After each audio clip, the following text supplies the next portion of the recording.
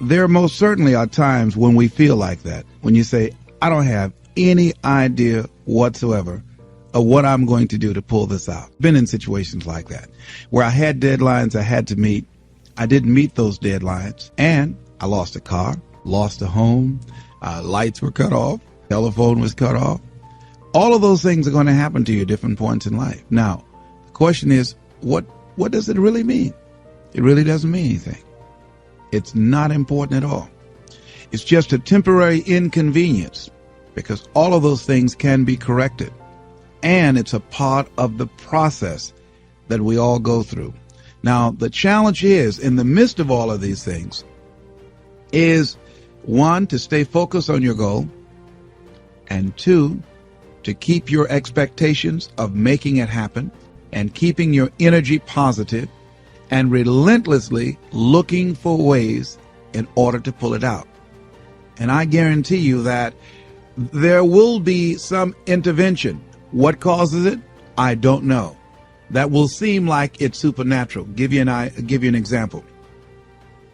I remember once when I lost my job, when I was fired out of broadcasting, September 18th, I'll never forget, 1978. I was behind in my house notes, and my house was up for foreclosure. I did everything I could. I had borrowed as much money as I could borrow. I had talked to family members and friends. I did everything I could, and I couldn't get enough money, being unemployed for several months, applying for job after job after job, and couldn't get a job. I couldn't get enough money to save the house, but I never felt, and this is very important, the feeling that I had, never felt that I was going to lose that house. I wanted that house. And so what I did was very uncanny. I released it. I did the best that I could. And at that time, with the limited money that I did have, I decided to take a trip with my family to Miami to go down and spend time in the sun with my children. We caught a Greyhound bus from Columbus, Ohio, and we went to Florida. By the time I arrived on the day that the bank was to foreclose at 12 noon on the house, I got a call from one of my former assistants who went by the house and called me and said, Les, it's an emergency. Call Columbus right away. I did, and Carolyn Sloan said, Les, you won't believe this. You have a check from the Internal Revenue Service on your income tax.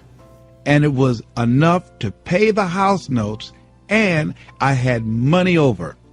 I never received a refund prior to that time or since that time, and I did not lose the house.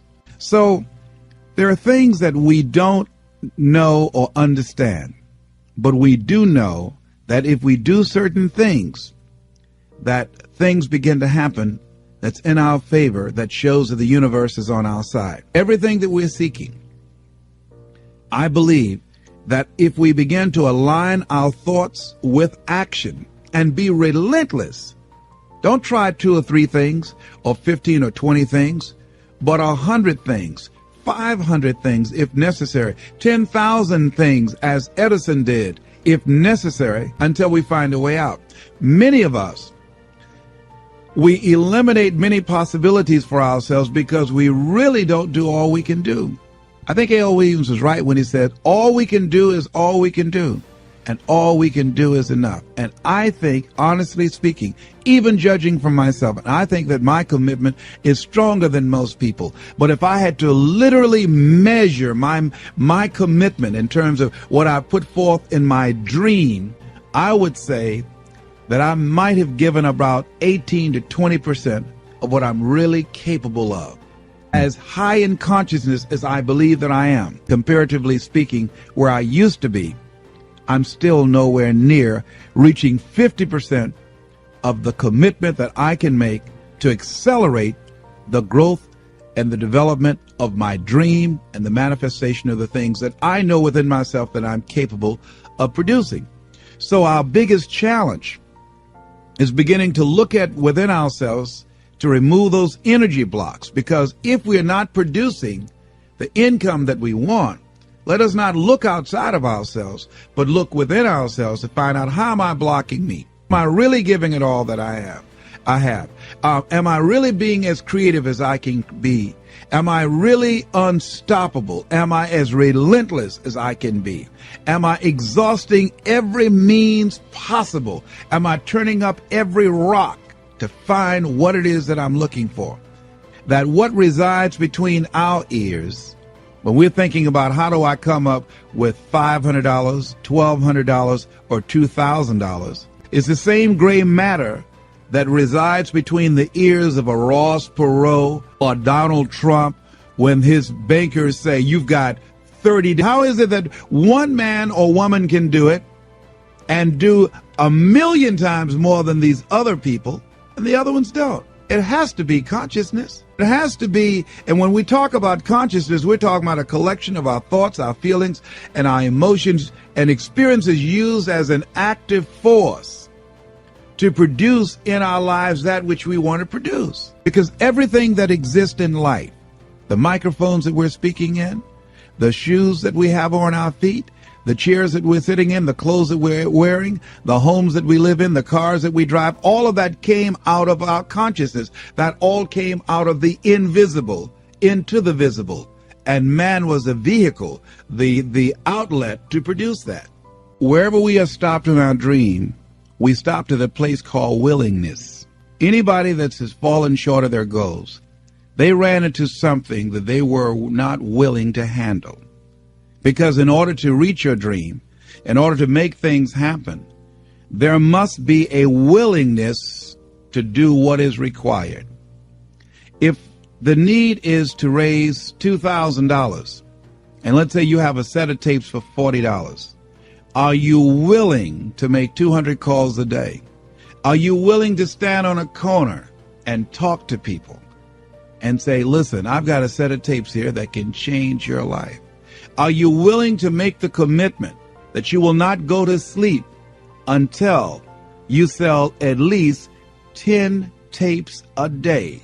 Are you willing to say, if it takes me 12 hours walking and talking to people all day long until I find 10 people that will say yes, if I have to talk to 200 people or 300 people, that in order to provide food for my family, to provide shelter, to not to have creditors hounding me, am I willing to talk to 300 people a day? Am I willing to stand in an airport and sell tapes? Am I willing to go out and make calls again and again and again? Am I willing to knock on doors? Am I willing to do that?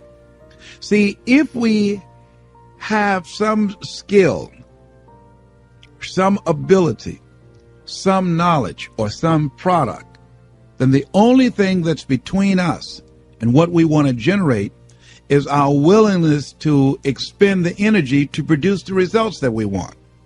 Am I willing to wash cars? Am I willing to scrub floors? Am I willing to wash dishes? Am I willing to go out and speak or do seminars or workshops? What am I willing to do with my energy, my time, and my knowledge to produce the results? That's the bottom line. What are you willing to do? And what most people don't realize is they don't give up on their goals because it becomes insurmountable or it's impossible. Is that they just looked at what they wanted and they just decided within themselves, consciously or unconsciously, I'm not willing to produce this result. Are you willing to say that I need $2,000 between now and next week, and come hell or high water, I will produce that? That's the bottom line. Because the only thing that counts in life are results, not reasons of why you didn't do it, but results. That's the only thing that counts.